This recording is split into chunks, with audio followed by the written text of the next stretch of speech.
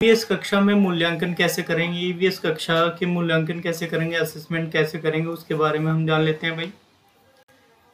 कैसे करेंगे सबसे पहले इसके बारे में जानते हैं, और फिर उसके बाद कैसे करेंगे। सबसे पहले कंटिन्यूअस करेंगे। बच्चे का क्या है, अगर हमें मूल्यांकन करना है, असेसमेंट करना है तो कंटिन्यूअस करना है, मतलब डेली, वीकली, मंथली, ये डेली करना है, डेली बेसिस पे कंटिन्यूअस लगातार करते रहना। ठीक है, ऑब्जर्व करते रहना बच्चे को।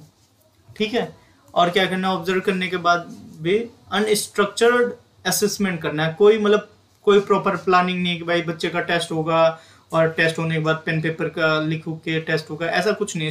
अनस्ट्रक्चर्ड असेसमेंट करना है उनका। ठीक है, कोई परीक्षा नहीं लेनी है, नो टेस्ट है उनकी, कोई परीक्षा लेनी नहीं है, पेन पेपर वाली परीक्षा नहीं लेनी है। ठीक है, मूल्यांकन क्यों करना चाहिए, सबसे पहले मूल्यांकन बच्चों का क्यों करना चाहिए उसके बारे में देखते हैं भाई लर्निंग को सुधारने के लिए, लर्निंग में इम्प्रूवमेंट लाने के लिए। बच्चा क्या सीख रहा है, अधिगम को सुधारने के लिए करना चाहिए उसको।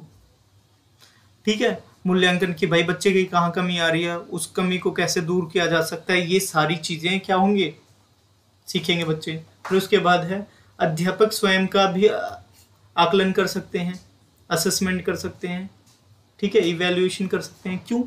क्यों भाई मैं कहाँ पे पढ़ा रहा हूँ, टीचर तो यही सोचेगा मैं कहाँ पढ़ा रहा हूँ, उसमें कहाँ त्रुटि है और बेहतर एग्जाम्पल कहाँ से दे सकता हूँ। ये सारी चीजें क्या है, मूल्यांकन पर ही डिपेंड करता है।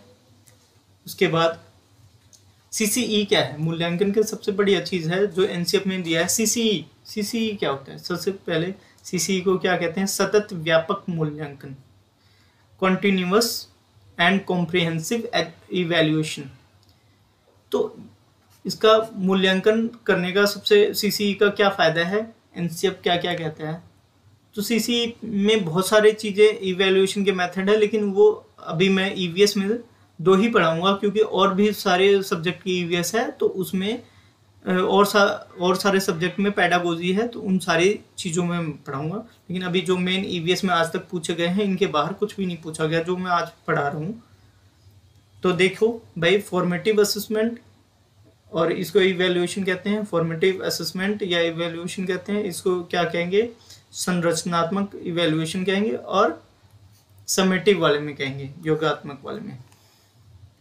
सबसे पहले फॉर्मेटिव में क्या होता है भाई, फॉर्मेटिव में भाई क्लास चल रही है, उसी के बीच में टेस्ट पूछ लिया, जैसे टेस्ट ले लिया, छोटा मोटा टेस्ट ले लिया कि भाई टेबल सुना दो या कुछ भी है। जैसे बच्चे अगर डिवीजन नहीं आ रहा, डिवीजन में तो, या मल्टीप्लिकेशन नहीं आ रहा, तो टेबल सुन लेना, छोटे छोटे टेस्ट लेना, ताकि उससे पता चल जाए कि बच्चा कितना जान रहा है कितना नहीं जान रहा। ये मेनली पर्पस क्या रखता है, फॉर्मेटिव मतलब रचनात्मकता का क्या मतलब है कि सुधार लाने में ज़्यादा ध्यान रखता है, इम्प्रूवमेंट करने में ज़्यादा ध्यान रखता है। फिर उसके बाद है वो एक्टिविटी के थ्रू सिखाने की कोशिश करते हैं, एक्टिविटीज़ के थ्रू, एक्टिविटी की स्पेलिंग गलत है, तो उसके थ्रू सिखाने की कोशिश करते हैं कि भाई जैसे दो मतलब चॉकलेट ले रहे हैं और ऐसे 10 बच्चे हैं तो कितने हो जाएंगे, तो 2 चॉकलेट एक बच्चे के पास में, ऐसे 10 बच्चे हैं तो कितने हो जाएगा, 20 हो जाएगा। तो ये सारी चीज़ें क्या हैं, एक्टिविटीज के बेसिस पे होना है। ठीक है, और उसके बाद क्या है, अब इसमें देख लेते हैं समेटिव वाले क्या करते हैं। ये भाई साल के एंड में लेते हैं या टर्म के एंड में लेते हैं, जैसे फर्स्ट टर्म हो गया, सेकेंड टर्म हो गया, ये साल के एंड में लेंगे। और ये क्या चाहते हैं कि भाई ग्रेड देना चाहते हैं, बच्चों को पास फेल वाला चक्कर है इनमें।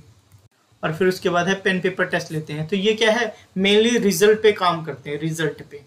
किस पे काम करते हैं, रिजल्ट पे, परिणाम पे, निष्कर्ष पे, परिणाम पे। और ये किस पे काम करते हैं भैया, ये करते हैं प्रोसेस पे, प्रक्रिया पे। ये किस पे काम करते हैं, प्रक्रिया पे, प्रोसेस पे। ठीक है भाई, रिकॉर्ड कैसे रखा जाए बच्चों के लिए, तो स्पेशली 2 टाइप के रिकॉर्ड हमारे सीटेट के पेपर में ज़्यादातर आते हैं। एक तो पोर्टफोलियो और एक एनेक्डोटल रिकॉर्ड के बारे में। पोर्टफोलियो के बारे में क्या जानते हैं भाई, पोर्टफोलियो में हर दिन की प्रगति नोट होती है, बच्चे क्या कर रहे हैं, कैसे कर रहे हैं, वो सारी चीज़ें।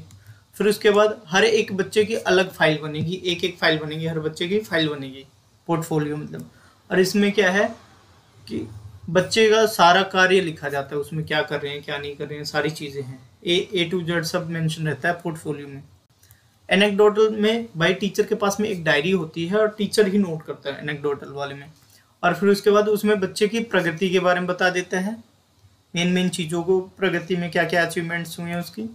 और टीचर क्या है अपने अवलोकन करेगा बच्चे के कौशलों का उसमें, और उन कौशल को क्या करेगा मेंशन करेगा उस डायरी में, और उसी रिकॉर्ड को क्या कहेंगे एनेक्डोटल रिकॉर्ड कहेंगे। ठीक है, बात समझ में आ गई? थैंक यू भाई। इससे पहले मैं बता देता हूँ जितना भी मैंने ईवीएस में पढ़ा है ये कंप्लीट ईवीएस का पेडागोजी है, ईवीएस पेडागोगी।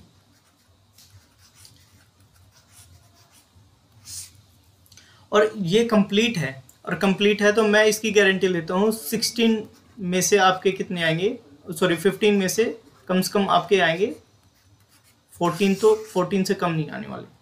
जो मैंने पढ़ा दिया है इस लेवल का किसी ने नहीं पढ़ाया यूट्यूब की दुनिया में।